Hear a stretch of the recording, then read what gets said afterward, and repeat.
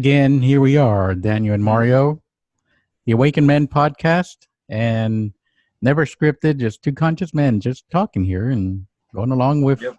what comes. Yes, yes, yes.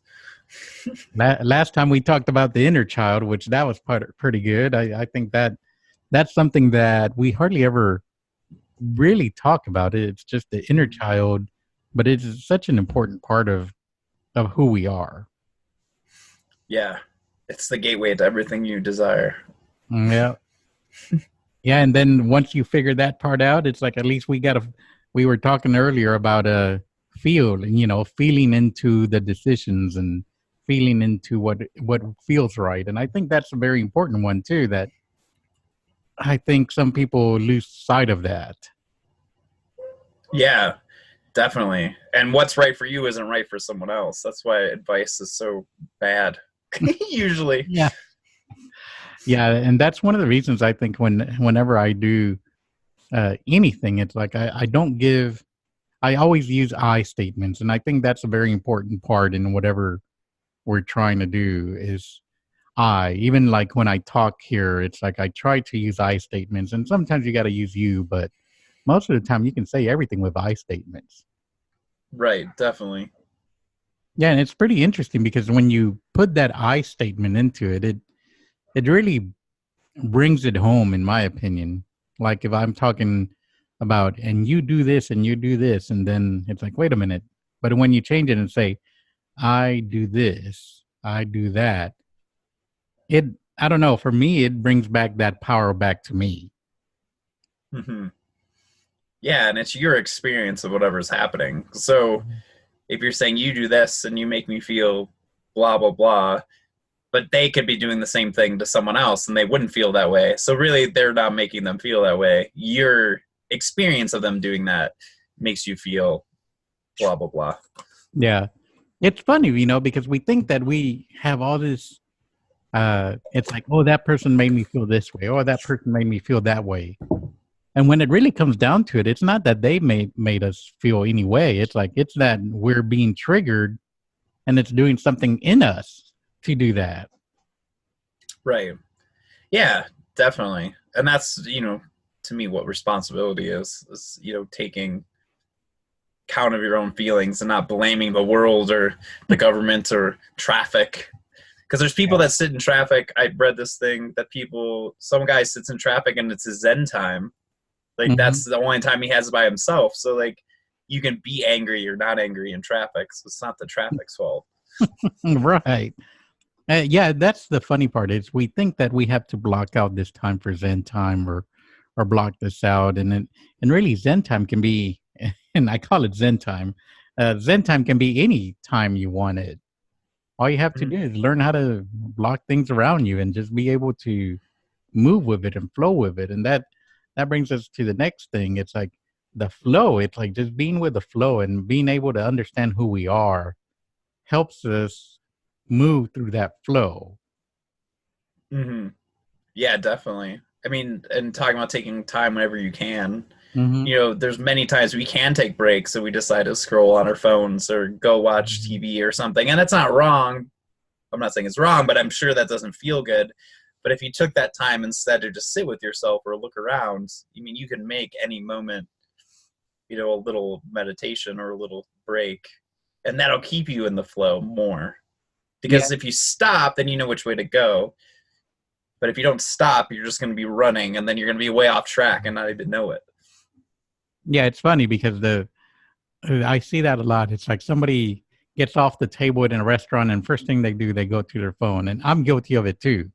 Uh, but it's interesting because when did we get so caught up that we can't even just sit at the table waiting for somebody to come back? It's like we have to be on the phone or have to do this or have to just fiddle or something. Yeah, I mean, I think it's just natural, but also, yeah, people just aren't comfortable sitting with themselves. And I'm like that too. I noticed even on lunch break, I was like going on Facebook because I was trying to get into the call and I was like, oh, I'm getting caught up in it. And then I had to like pull myself out. I was like, oh my God, it's so addicting. There's something just like tractor beams you into it. Yeah. especially Facebook. There's a reason they have a billion number of users. Yeah. I mean, it's just entertainment or something. And I mean, I guess the news is like that too. People read the newspapers, and I have a book on my phone. I like to have Kindle, and that's kind of the thing I go to. That helps me because I'm like, oh, okay, there's at least something I can do, but at least it's like helping me grow. Mm-hmm. Yeah.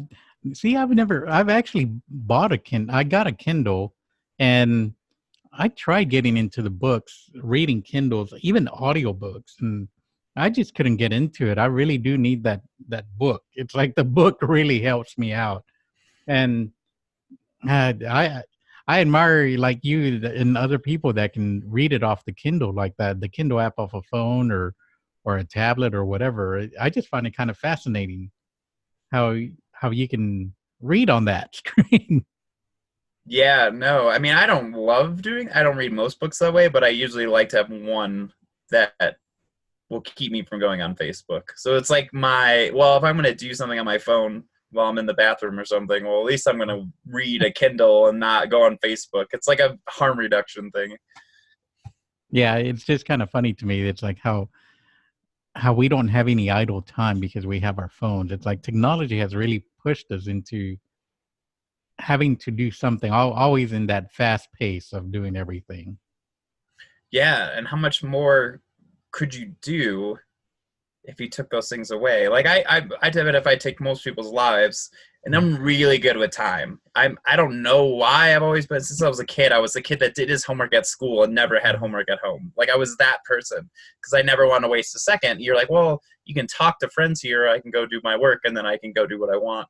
Mm-hmm. But even on my lunch break, like I did my own resume while eating. Like it was like I was cooking and then I was going back. It's like once you get in that flow state, you can get so many things done, and it happens so fast. The things that take people hours and hours.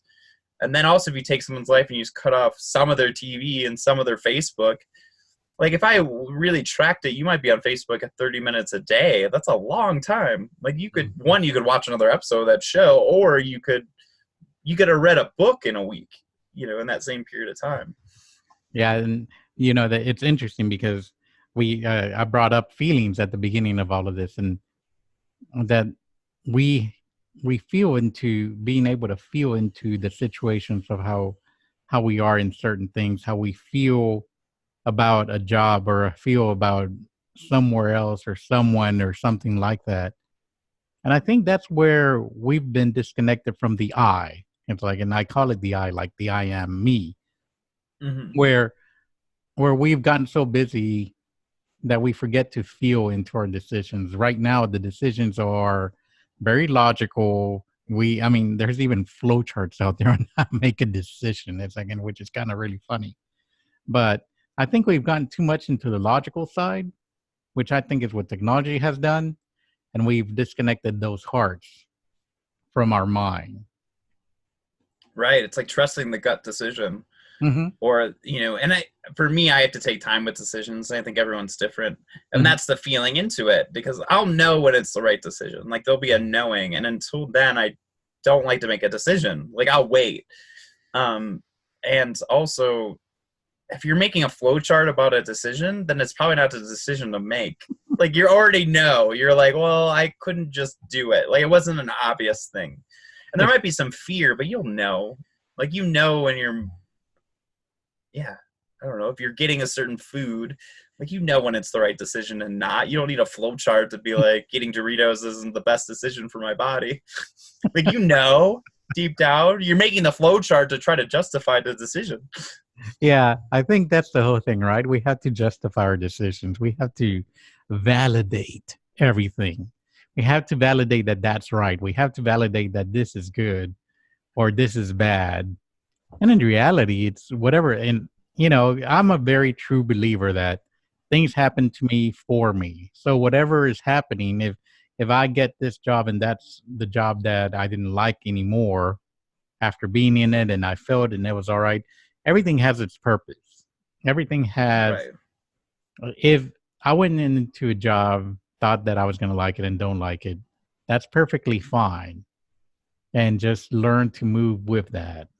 Because I see so many people catching themselves in the loop and they go, oh, well, I'm in this job now. It's like, I can't get another job or blah, blah, blah, or something else. And in reality, we have all the decision power that we want. It's a matter of do we want to go into that unknown place? Because that's what it comes down to, I think. Yeah. I mean, that's why making a decision is hard, because some decisions bring you to the unknown place. And that's really hard. I mean, even for me, that's a harder decision. Like, I can go back to what I know, and it Yeah. feels heavy in my body, but my brain's like, oh, good, I'm safe. But then if I'm like, oh, go this way, it's like, oh, there's a little fear in my brain, but my body's excited. It's like, okay, that's new. It'd be like going on the same ride at a roller coaster park over and over again and being like, I'm going to go on this ride again because I know it. But Yeah. it's boring. It doesn't make you feel that expansion and growth. Yeah. I always like going into the unknown. I mean, don't get me wrong. It like scares the hell out of me sometimes, but I don't mind it. And it does go at the very beginning. So when I go into a situation l- like a new job or a new client or I feel, and sometimes I have so much excitement into going it, but also like with a new client, I'm so excited about it, but I'm also nervous. Well, am I going to meet up to par? I like start putting all these interesting conditions to it. I've noticed that pattern about myself, but it's that whole unknown. There is a small rush to it. It's like, oh yeah, it's an unknown thing. Let's go ahead and do that. And all I do is feel into the situation. Once I'm into the unknown situation, the only way I move through it, in almost 90% of the time, is like feel into it. And when I'm talking to the client, they're telling me something, and I go, well, is that really what I feel? And I either speak up or don't speak up, depending on what my guidance is. And it's a rush, and for me, it's like a little rush for me, but scary at the same time, which is kind of weird. Yeah. I think that's when you know you're going in the right direction. There's some growth because some part of you's scared to go that direction. Be like the Mhm. roller coaster example. Like, there's a little fear when you go on a roller coaster, but that's fun. And you don't always have to be going on a roller coaster, but there's that's just always going to be there if you're growing because you're constantly shifting into something new. Yeah. Yeah, I mean, relationships is another one. I mean, going to meet somebody new or do you stay with the same one? I mean, I guess that might be something that is sometimes challenging because obviously it's a two-person dynamic. Because no matter I don't care what anybody says, when somebody breaks up in a relationship, it's not one person or the other. I think it's both of them. It takes two. I always like to say it takes two to tango. So it's never one person that caused the breakup. I think it was a condition of whatever the couple was going through. Yeah. No, definitely. I think that's the same way too. And yeah, something I realized at the river, it was weird yesterday while Mhm. hiking for a while, was like if I just like focus on how I feel about other people, and I knew that like from all the teachings, but I really like knew it deep down that what I think about other people is all that matters. Like it brings the sense of like freedom within you. So if you're going into a date, it's like I like them, they don't like me. Well, I can't control how they like me. So I might as well just continue to focus on how I feel about them. Right. And I know I have gotten relationships caught up. Do they like me? Are they not? And I just kind of gave up. I was like, well, if they don't like me, that's fine, but I like them, Yeah. or I don't like them. It's up to me. But like, and that was so much easier. It's like a ripping of freedom within you. And my guidance obviously told me that. It was like, well, focus on, if you have exes, they hate you, but do you love Mhm. them? Then just focus on that. They can hate you all they want. And it's like Yeah. there's this freedom in that. It's like, oh yeah, like I can't control if they like me or not, but I can just wish them the best while they hate me. That's Yeah. fine. Yeah. And a lot of it, what I'm discovering also in anything, it's usually communication. We either don't speak up or we hold it back or whenever or conflict. Sometimes we're afraid of conflict. I know I am. It's like I hate conflict, but sometimes there's no way avoiding it, and that's probably one of the weirdest feelings for me because I'm more of a pacifist, I guess. The kind of going with the flow. So sometimes when conflict comes in, It brings up so many memories about my childhood sometimes when I saw my family, different family relatives fighting and all that kind of stuff. So I try to be more peaceful, try not to be that. And Sure. and it's interesting because the that part becomes a very different feel for me. And I don't know. I don't know where I was going with that. Yeah, I mean, conflict, or I don't even know if it's conflict, but having a discussion is always great when the other person can have that discussion. Yeah. It's hard when they take things personally. So I mean, I don't like really the word conflict. It's just having a discussion. If there's conflict, then you've already gone too far down the path anyway. Yeah, that is a so good point. so you might as well just have distance until you can come back without conflict. I So I think guess this I communication. Yeah, that's what I meant. It's communication, really. How right. to communicate. People are like, I don't like confrontation. I'm like, no one likes confrontation. Just don't have confrontation. Just have loving conversations about things. Like you never have to fight or get there. It's like, oh, that's easier. No, no one wants to be angry and talk to each other. Yeah, yeah. It's really funny, because when we have to have those hard conversations, those are the ones that kind of, oh man, my stomach just feels it when I get into it. It's like, oh, I got to bring this up, or I got to do this, and sometimes, I mean, that gut feeling is really what telling you something, and it winds up being right, or it winds up that that person felt that same way too, in friendships and romantic relationships, even in just acquaintances or clients. Most of the Yeah. time, your gut is telling you the right thing. Yeah, definitely. And bringing it up is important. Yeah, And the faster you bring it up, the easier it is.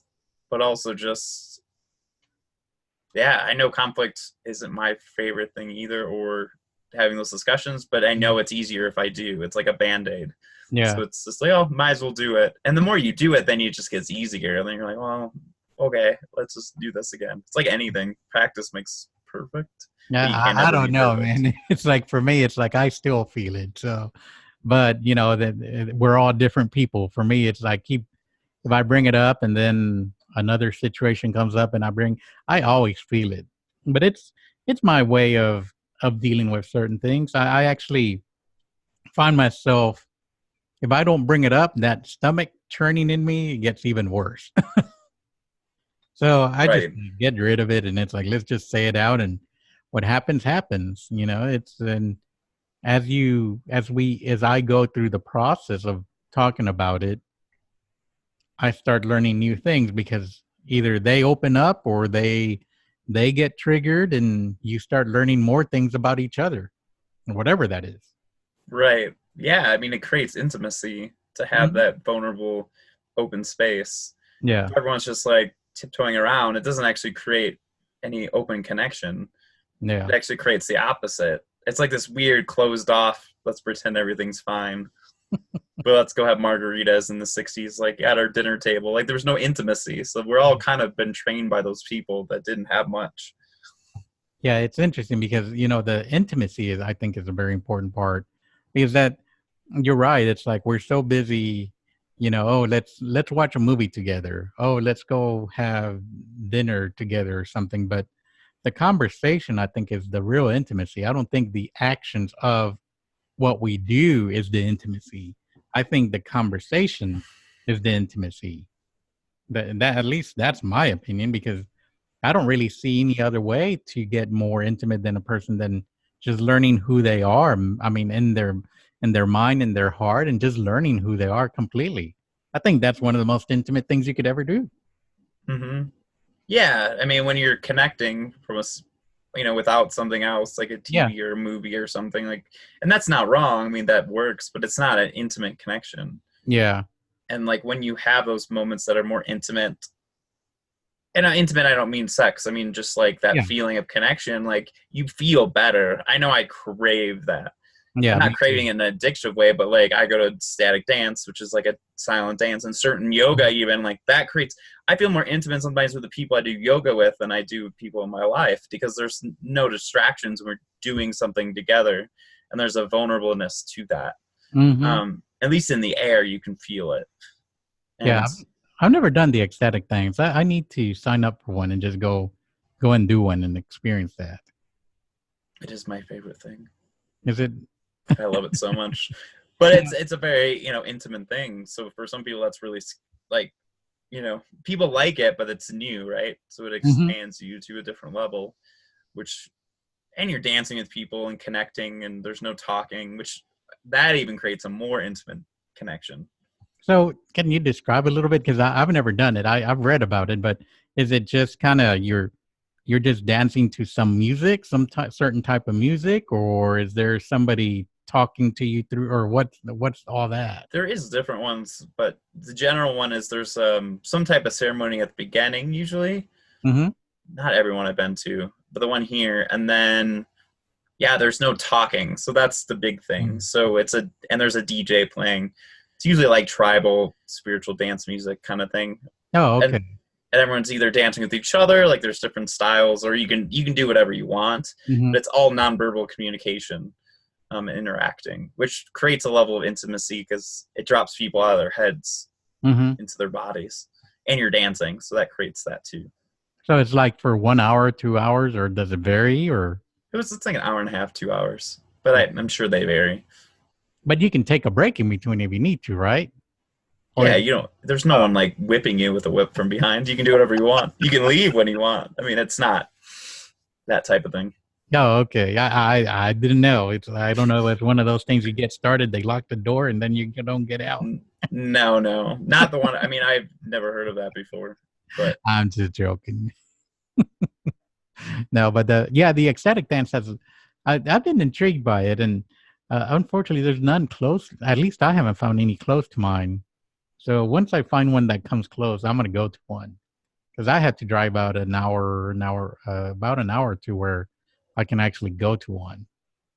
I live so oh, interesting. remote. It's like that's all right. That's interesting. Yeah, usually they're like consistently wherever you're at. So if you're in like a city, there's like of a static Mhm. dance, and it's not something like a tour. Yeah. It would be like there every week. Hmm. Yeah. Now, what is it like? One of your favorite parts about that, about the ecstatic dance, just the freedom of it. Sounds like it's very freeing. Yeah, definitely the freedom of it. I like dancing, so to me Mm. that's a huge thing, and the connections you make. To me, it's like church. It would be like Mhm. my replacement for church. Oh, I Is see. that it's dancing, and then which well, I mean, not that, and then there's eating afterwards and connecting, and I like that Mhm. whole community aspect of it. Yeah, that's cool. So yeah, and I think that's what everyone's craving. In the is connection and community. Yeah. We're so disconnected in so many ways. Yeah. I So wish there was a way we could just get everybody so well connected. And I mean, because there's something to say about that connection. Once we discover the connection to the universe or uh, whatever is out there, it's very interesting to be able to feel that connection to source, God, and each other. And I'm not talking in a sexual way. I'm just talking that connection. There's something that once you experience it, it's like, wow, that's one of the things I was missing. yeah, that sense of belonging, I Yeah. think, is so important. And even in everyone's wanting to attract money, and that's fine, but Yeah. relationships and health are so much more important. Like those two things are the cornerstone of your life. And Yeah. without those, the other ones don't matter, right? You can have all the money in the Yeah. world, but if you don't have health and relationships, you're not going to be happy. Now, I'm not saying you don't want to get things and enjoy abundance, but those two are most important. And Hmm. I think ecstatic dance or something, creates that, and you got to connect to source or your own self to have that, be able to do that. But you'll feel so much better. Like it'll give you a relief throughout your whole week or whole life to have those connections. Yeah, there's some people that I talk to. It's like they ask me, "So what is it? Why are you so fascinated with some of these?" So some connections I get through metaphysical events, either like a drumming circle, or I go to a plant ceremony, or I go to some sound sound session, or I go just a group of metaphysical people just talking and doing something, or doing painting or something. And it's so hard to describe that feeling when you're fully present and just be able to not think about the future, the past, and just be in that energy of everybody just being there. And it's pretty cool. Yeah, no, I agree. I mean, I think being present is, what we crave to be happy. Like, Hmm. there's nothing I have found that's made me happier. In the flow state, if you go to like positive psychology exists, but that feeling of just being in the moment, being in the flow of creativity, like that's what people want. Like they think they want, like you can look at successful entrepreneurs, Hmm. like what they like is the creation. They don't stop. And be like, well, why don't they stop? They have millions of dollars. It's like, well, because they like the creation. Yeah. It wasn't about getting the thing. If they just stop, then they're not creating anymore. And I think as beings, we want to create something. Yeah. And if we stop, and you see people that stop, like you feel dead. Yeah.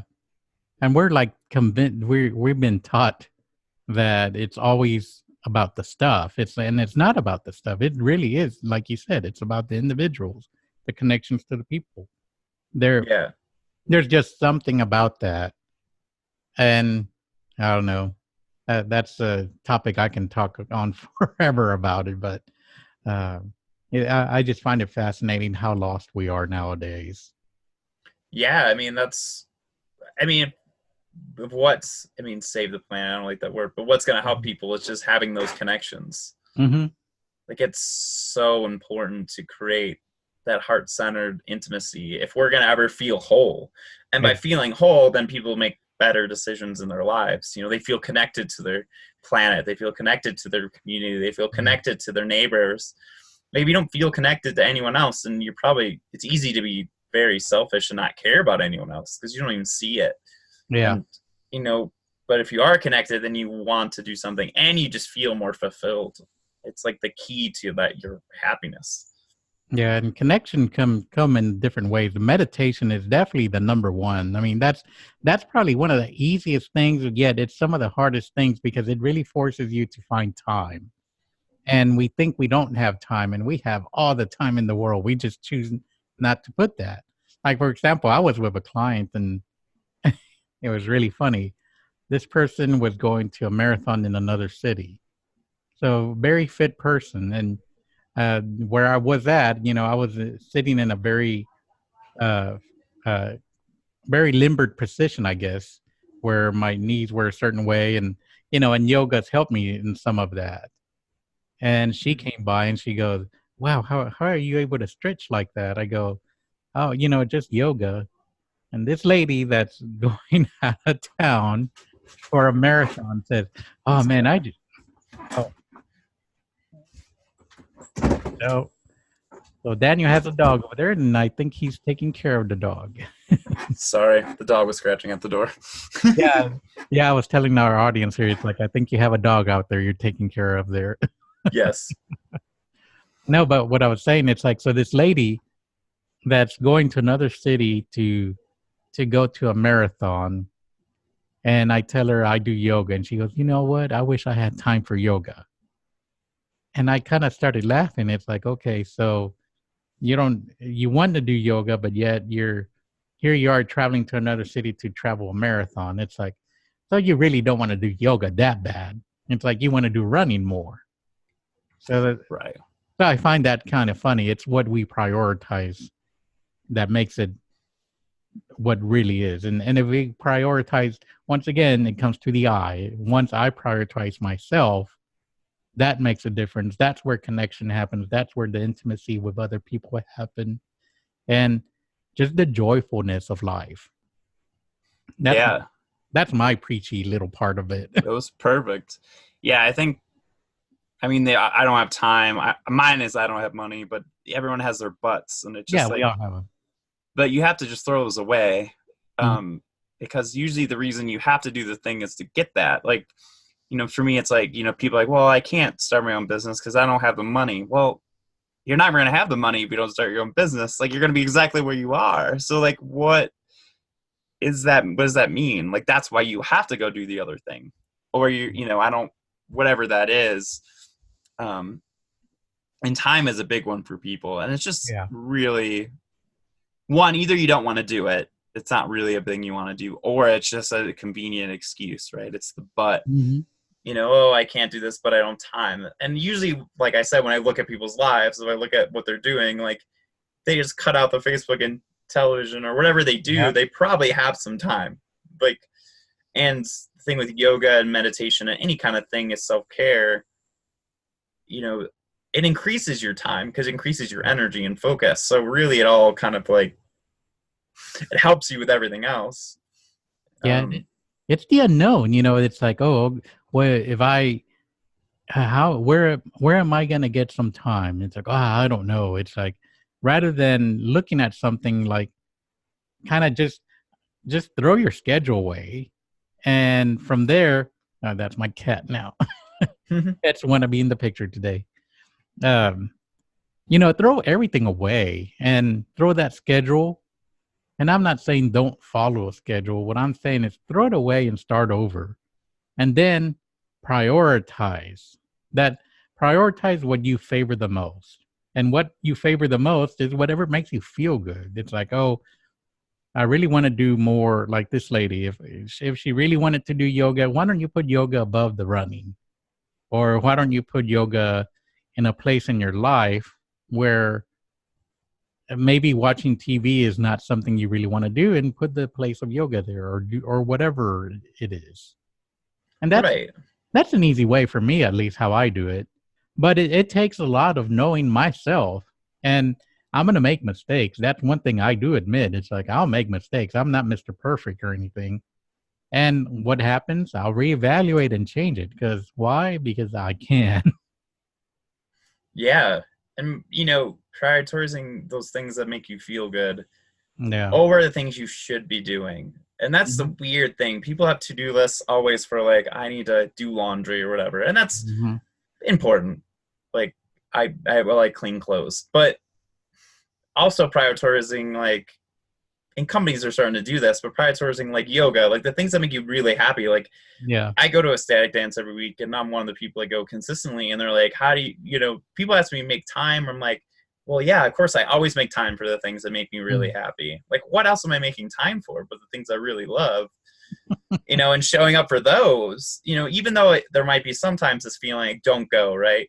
Because I Mm-hmm. know that's going to expand me, and my ego's like, don't go there. Like, it knows it's going to learn something, but I push through it anyway, and I go. Yeah. And because I know every time, it's like the gym. You just want to create these habits of doing those things that you like, whatever they are. Like, I Mm-hmm. love hiking. Like, I go hiking like 3 times a week or 4. People don't have time to hike ever.